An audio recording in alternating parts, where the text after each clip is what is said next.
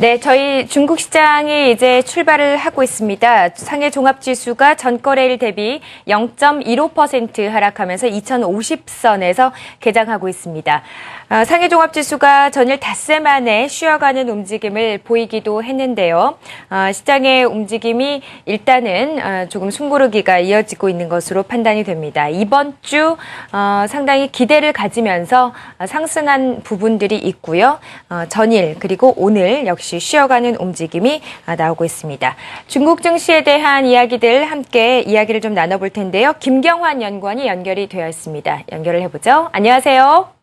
네, 안녕하십니까. 네, 오늘 중국 증시 출발 어떻게 보고 계십니까?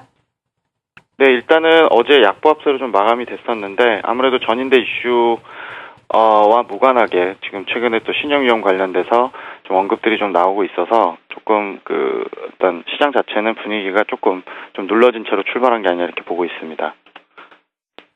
그렇군요. 중국의 이제 전인대에서 7.5% 성장 목표를 제시를 해두고 다양한 이제 시나리오들이 시장에서 이제 분석이 되고 있습니다.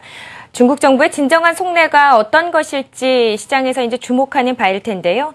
부양책을 좀 기대해도 되는 시점으로 보십니까? 어떻습니까?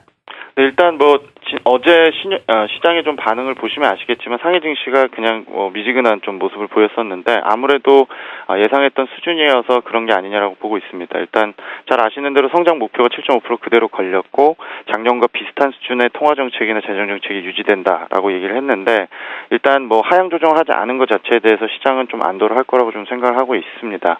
그렇지만은 기본적으로 조금 속내를 살펴보면 수출이나 고정 투자 목표 자체를 작년 대비해서 좀 하향 조정을 했고 또 재정 적자가 사상 최대로 편성은 됐습니다만 기본적으로 그 적자 규모에는 올해 지방채가 상당히 만개 많이 몰려 있는데 이 부분에 대해서 좀 해결할 수 있는 어떤 여력을 좀 남긴 부분이라고 좀 생각을 하는 거기 때문에 과도하게 재정 지출이 나오는 부분에 대해서는 여전히 좀 지켜봐야 된다고 생각을 하고 있습니다.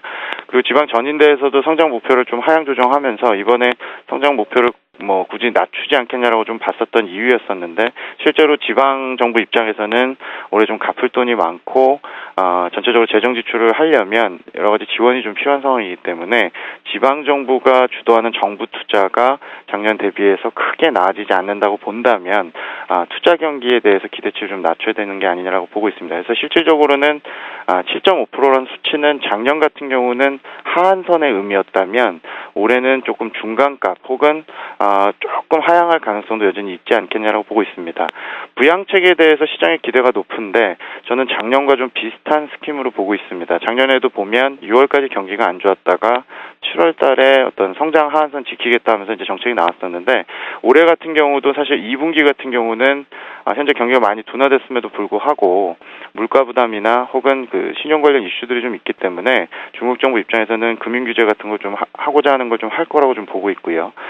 경기 저점은 2분기에 형성이 되면서 물가 부담이 좀 낮아지는 6, 7월경쯤부터 조금 경기 부양성 조치가 나오지 않겠냐라고 조심스럽게 예측을 하고 있습니다. 그래서 결론적으로는 작년과 비슷한 시기 혹은 조금 앞당겨진 시기에 어떤 부양성 조치가 나오지 않겠느냐. 그 전까지는 최근에 PMI나 전체적인 경기 흐름을 봤을 때 여전히 모멘텀 강화 신호는 단기적으로는 크진 않을 것 같다 이렇게 예상을 하고 있습니다.